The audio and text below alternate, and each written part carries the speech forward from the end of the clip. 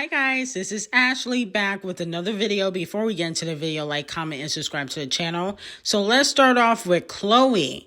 One thing I want to say is Chlöe did a cover by an artist named Capella Gray. And I'll be honest with you, this cover that she did was completely fire. And I think this is what the people really want from Chlöe. The Poom Poom Shorts music is not really working. I feel like Chlöe needs to put that same energy she puts into her covers into her solo music. How is the covers that she puts out to other people's songs better than her solo music? That should not be the case. I feel like she needs to put that type of energy and, that type of singing into her music, okay? So that's what I wanted to say about that. I also feel like Chlöe was trying to make Gunna jealous. Yesterday, they posted around the same time, and he posted a video, and he's spanking a girl in this video. And then she also posted, a picture in a swimsuit. So I feel like she low-key was trying to send a message to Gunna, even though I don't feel like physically Gunna is her type, okay? Because Holly, her sister, said that she likes pretty boys, and, they were in a PR relationship for their music that they had together. I do feel like if Gunna wanted to commit to Chlöe, she would have, given him a chance, because it's not always about looks. I think that Chlöe probably would have given Gunna a chance based on his clout and the fact that he got money. But because, he wasn't willing to commit to her, I think she was like, okay, I'm about to move on. But it worked out for Chlöe anyway, because now he got a RICO charge.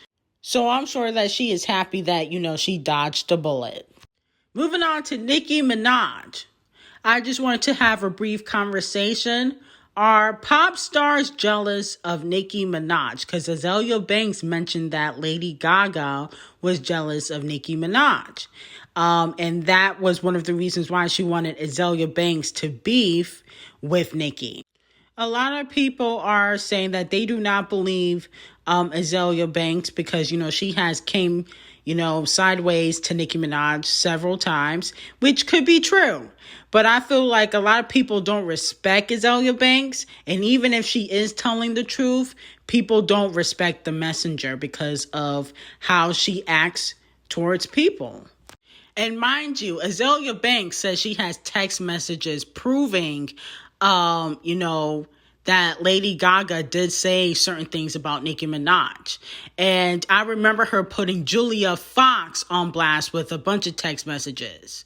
And I feel like if Lady Gaga comes out and says, oh, that never happened, then Azalea Banks is going to reveal her receipts. But I don't feel like it's too far-fetched, because I remember Lady Gaga and Azalea Banks were supposed to work together.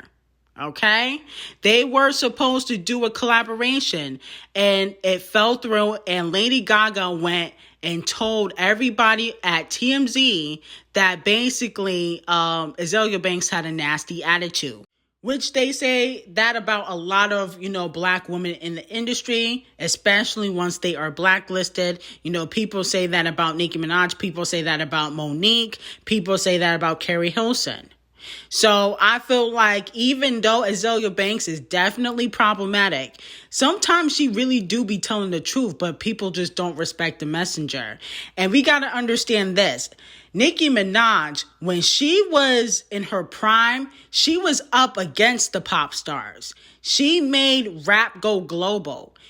She had Super Bass, she had Starships, she had a lot of different records that were just global hit records. And plus, she was compared to the greats. What other female rapper was washing Camel Face, Kanye West, and Rick Ross on one song?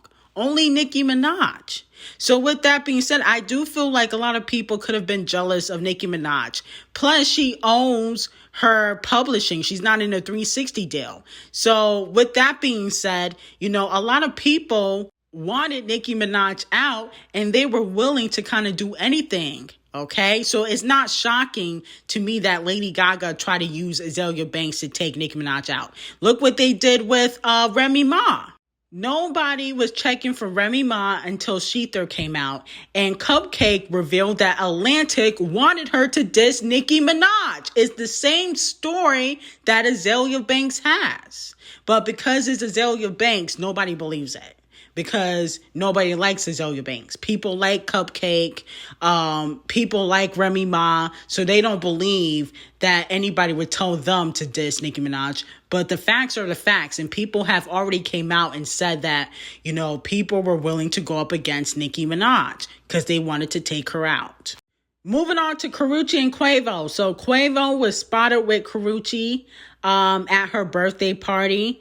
I think Quavo wants to get back with Karrueche because Quavo needs some clout, okay? I think he's trying to get into an industry relationship with Karrueche again because he needs some clout. Nobody's really checking for the Migos.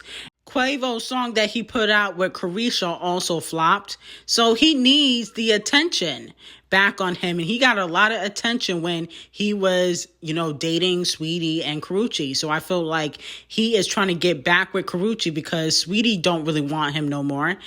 The only time Quavo makes it onto the blogs is if he is linked to Saweetie, Karrueche, or Nicki Minaj. And that's the honest truth. Moving on to the Citygirls, they are going on tour with Jack Harlow. Now, I feel like it would have been smarter to wait and go on tour with Cardi B or Megan Thee Stallion. I feel like that's more of their audience. I don't know if they're going to fit well on a Jack Harlow tour. Now, they are opening up for Jack Harlow for about 15 different cities, but I don't know if it was a smart move. I feel like they just did it for a check.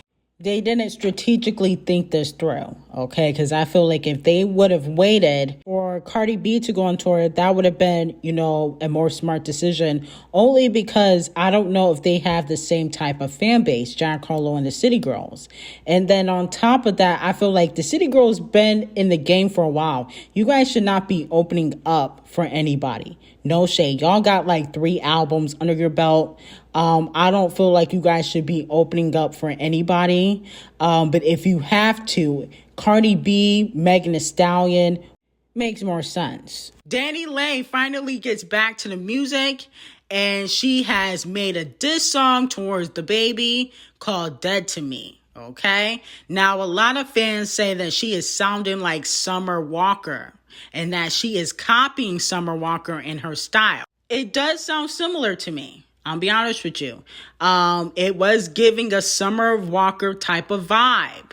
Okay, but she has been going through the same thing that Summer Walker went through. And let's not forget, Summer Walker came to her aid when her and the baby got into it on Instagram Live. So maybe she was like, you know what? Summer Walker is my inspiration. Will I be supporting Danileigh in her new song? No. Danileigh, whatever her name is. I'm not going to support any of her music because Danileigh is a colorist. Okay? No shade. She has been put on blast several times for being a colorist. And she was out here saying the N-word, and she is not black, okay? So with that being said, no, I won't be supporting Danileigh, the baby mama, whatever she wants to be called. But I do appreciate her going back to the music because I was starting to think that her career was over, okay? So maybe she will survive. Anyway, like, comment, and subscribe to the channel and have an amazing day.